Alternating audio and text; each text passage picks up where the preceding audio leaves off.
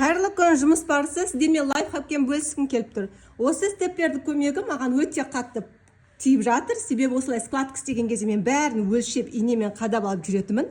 Көбінесе инелерім майысып кете береді. Ал қазіргі кезде мен мына пердеме өлшеп бормен істеп алдым. Керек складкамды былайынан алып барып қойып, осы инемен, степлермен қыса саламын. Мен уақытымды өте тиімді пайдаланып жатырмын.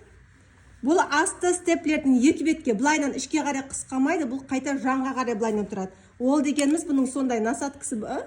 Мынау ішке қарай қысады, мынау екі шетіне қарай қысады. Сол кезде сыртқа қарай қайырылатын болады. Мысалы, мынаны істеп көрсетейін.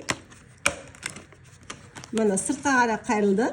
Бұл дегеніміз біз пердені кейін тігіп болғаннан кейін астындағы темірін оп-оңай былай суыра салатын боламыз. Ине қадап қиналып жүрмейсіздер. Егер инелеріңіз болмаған жағдайда степлердің көмегімен складка істесеңіздер болады. Өте оңай. Мен көбінесе балаларға да қайыратын жерлерді осы степлермен қыстыртып өлшеп қайыртып алып жатамын.